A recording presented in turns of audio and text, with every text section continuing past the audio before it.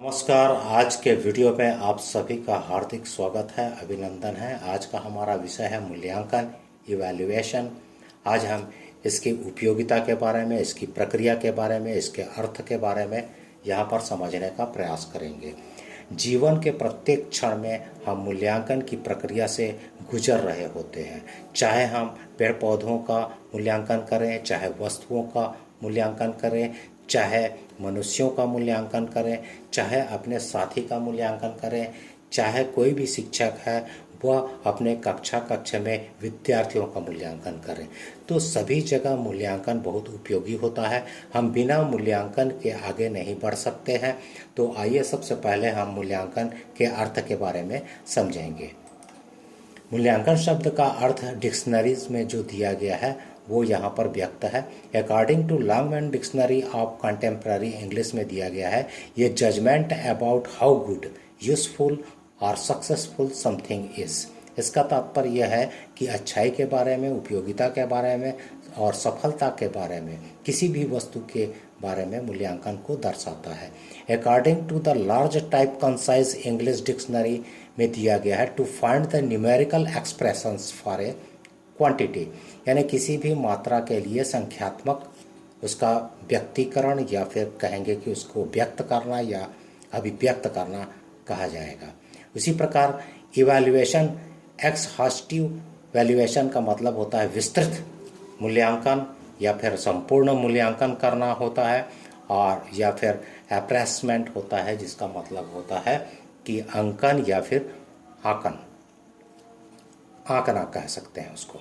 आइए हम यहाँ पर देखें। According to Cambridge international dictionary of English में दिया गया है, इवैल्यूएट का मतलब टू जज और calculate the quality, importance, amount और वैल्यू ऑफ समथिंग। किसी के भी बारे में, किसी वस्तु के बारे में निर्णय लेना, उसे गणना करना और उसको महत्व को दर्शाना और अमाउंट के बारे में चर्चा की गई है। तो किसी के भी बारे में यदि हम ये सब करते हैं तो इसका मतलब है मूल्यांकन हम कर रहे हैं। आइए हम मूल्यांकन की समझ यहाँ पर उसके बारे में सोचते हैं कि मूल्यांकन की समझ कैसे बनेगी हमारे बीच में। इसके लिए एक प्रश्न है जिस पर हमें विचार करना अत्यंत आवश्यक होगा। यहाँ पर प्रश्न यह दिया गया है, आप किसी वस्तु का चयन किन आधारों पर करते हैं। इसका तात्पर्य यह है कि जब भी हम किसी वस्तु का चयन करते हैं, सेलेक्ट करते हैं, तो हम किन आधारों पर उसे सेलेक्ट करते हैं या चयनित करते हैं, तो वे सब आधार कौन कौन से हैं। तो यहाँ पर दिया गया है सूचनाओं, जानकारियों को एकत्र करना। जिस वस्तु का भी चयन किया जाना है उससे संबंधित समस्त सूचनाओं और जानकारियों को एकत्रित किया जाता है। विभिन्न क्षेत्रों से संबंधित सूचनाओं और जानकारियों को, वस्तु के प्रति जितने भी क्षेत्र होते हैं सभी की जानकारियाँ और सूचनाओं को एकत्रित किया जाता है। फिर उसका विश्लेषण किया जाता है, उसको समझा जाता है एनालिसिस करके, फिर निर्णय लिया जाता है। निर्णय लेने का मतलब उसके मूल्य को आंकना होता है या फिर मूल्य का निर्धारण करना होता है या मूल्य के बारे में अपने आप को सुनिश्चित करना होता है। तो इस प्रकार हम ये देखें कि यदि हम मूल्यांकन कर रहे होते हैं तो वस्तु के समस्त जानकारियों के आधार पर एनालिसिस करके उसके मूल्य का आंकन करते हैं या फिर अंकन करते हैं, आंकते हैं, ये हम कह सकते हैं। आइए हम नेक्स्ट पेज पर चलें। यहाँ पर दिया गया है मात्रा से संबंधित, गुण से संबंधित जानकारियों को। इसी बात को यहाँ पे विस्तार पूर्वक समझाया गया है। जो मूल्यांकन की प्रक्रिया है उसका मतलब है कि मात्रा से संबंधित और गुण से संबंधित जितने भी कैरेक्टर या फिर हम कहेंगे उसके लक्षण से संबंधित जानकारियों को एकत्रित किया जाता है। यह किसी वस्तु के संबंध में हो सकता है, किसी व्यक्ति के संबंध में हो सकता है, किसी प्रक्रिया के संबंध में हो सकता है, किसी घटना के संबंध में हो सकता है। विभिन्न तरीकों के माध्यम, उपकरणों की सहायता से, जैसे अवलोकन, व्यवहार विश्लेषण, पोर्टफोलियो, प्रोजेक्ट द्वारा एकत्र किया जाता है। अब यहाँ पर यह सवाल उठता है कि जो सूचनाएं होती हैं उनको विभिन्न माध्यम के द्वारा या फिर उपकरणों के द्वारा या फिर हम उसको टूल्स कहेंगे उसके सहायता से एकत्रित किया जाता है। और ये टूल्स हैं, अवलोकन करना एक प्रकार का टूल्स है, व्यवहार विश्लेषण करना, बिहेवियर एनालिसिस करना भी एक प्रकार का टूल्स है, और पोर्टफोलियो होता है जिसमें सूचनाओं को एकत्रित किया जाता है, जिसमें स्व मूल्यांकन का भी क्षेत्र होता है, और प्रोजेक्ट के द्वारा भी हम सूचनाओं को एकत्रित कर सकते हैं। इतने सारे माध्यमों के द्वारा एकत्रित सूचना के द्वारा एक निर्णय लिया जाता है और जिसको हम मूल्य निर्धारण कहते हैं, और मूल्य निर्धारण के बाद यह मूल्यांकन की प्रक्रिया यहाँ पर समाप्त होती है। तो हम मूल्यांकन तभी कहेंगे जब मूल्य निर्धारण हो जा रहता है। आइए मूल्यांकन की प्रक्रिया को यहाँ पर समझें।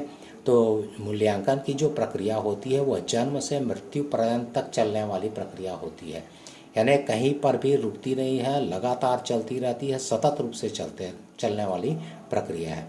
मूल्यांकन एक निर्णयात्मक प्रक्रिया है, यानी निर्णय लेने वाली प्रक्रिया है, जिसके अंतर्गत विषय वस्तु की उपयोगिता के विषय में निर्णय प्रदान किया जाता है।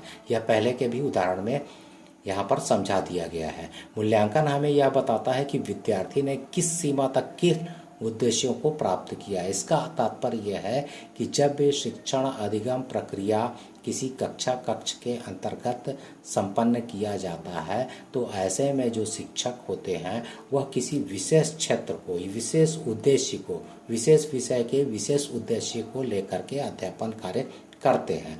और शिक्षक की यह अपेक्षा होती है कि जो उनको सीखने का अवसर दिया जा रहा है तो वह उस तथ्य को सीख जाए, या फिर उस कौशल को सीख जाए, या फिर जो विद्यार्थी हैं वो योग्य हो जाए, क्षमतावान हो जाए, दक्ष हो जाए।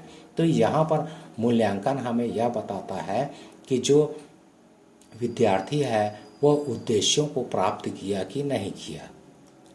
किसी वस्तु शिक्षार्थी के संबंध में एक निश्चित समय काल में उसके बारे में एकत्र मात्रात्मक रूप से एवं गुणात्मक रूप से मूल्य सुनिश्चित करना। हम हमेशा देखते हैं कि जो परीक्षा होती है उसमें मात्रात्मक रूप से सूचनाओं को एकत्रित किया जाता है, उसी प्रकार गुणात्मक रूप से उसकी सूचनाओं को एकत्रित किया जाता है। तत्पश्चात उसका मूल्यांकन किया जाता है, परीक्षण किया जाता है, टेस्ट किया जाता है, और जो उसका जो मूल्य है उसको सुनिश्चित किया जाता है। तो इस प्रकार हम देखते हैं कि जो मूल्यांकन में है वह एक निश्चित अवस्था में पहुंचने के बाद यह तय किया जाता है, उसके बारे में निर्णय किया जाता है कि वह सफल हुआ कि नहीं हुआ। आइए हम नेक्स्ट पेज में देखते हैं कि यह शिक्षण अधिगम प्रक्रिया के साथ साथ चलने वाली प्रक्रिया है। कोई भी जो मूल्यांकन की प्रक्रिया है वह यदि हम शैक्षिक दृष्टिकोण से यहाँ पर देखें तो वह कक्षा में चलने वाली साथ साथ प्रक्रिया है, यानी अध्यापन कार्य भी चलता रहता है, साथ में आकलन और मूल्यांकन भी एक साथ चलते रहता है। हम उसे अलग अलग प्रक्रिया नहीं मानते हैं, यानी साथ में आकलन भी होते रहता है और मूल्यांकन भी होते रहता है। इसके अंतर्गत विद्यार्थियों के कौशल, क्षमता, योग्यता, अधिगम के विभिन्न स्तरों एवं उपलब्धियों के बारे में जाना जाता है। शैक्षिक यदि हम मूल्यांकन की बात करें तो विद्यार्थियों के कौशलों के संबंध में निर्णय लिया जाता है, उसका मूल्य निर्धारण किया जाता है, क्षमताओं के बारे में निर्णय लिया जाता है, योग्यताओं के बारे में निर्णय लिया जाता है, और यहाँ तक कि अधिगम के विभिन्न स्तरों एवं उपलब्धियों के बारे में भी जाना चाहता है। जैसे कि उसके संज्ञानात्मक पक्ष को देखा जाता है, उसके सहसंज्ञानात्मक पक्ष को भी यहाँ पर मूल्यांकित किया जाता है।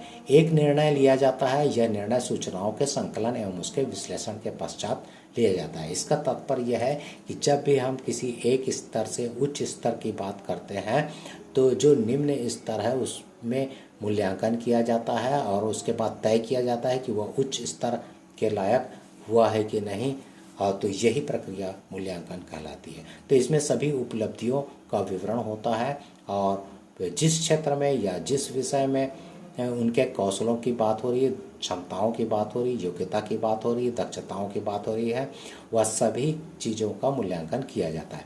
इस प्रक्रिया के द्वारा विद्यार्थियों की शैक्षिक प्रगति, उनके व्यवहार में वांछित परिवर्तन, आवश्यक अधिगम तरीकों के बारे में पता लगाकर सुधार व प्रगति कार्य किया जाता है।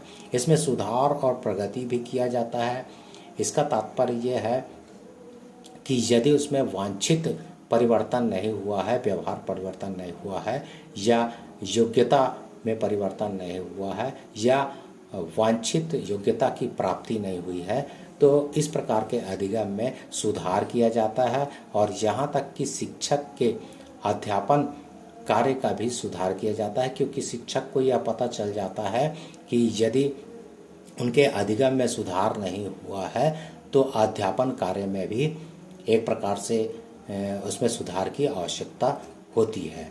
तो इस प्रकार आज हमने मूल्यांकन के अर्थ को और उसकी उपयोगिता को यहाँ पर समझने का प्रयास किया है, और अगले पीरियड में हम फिर से एक नए शब्द या फिर अवधारणा के साथ आपके समक्ष उपस्थित होंगे। और तब तक के लिए आप सभी को धन्यवाद और नमस्कार।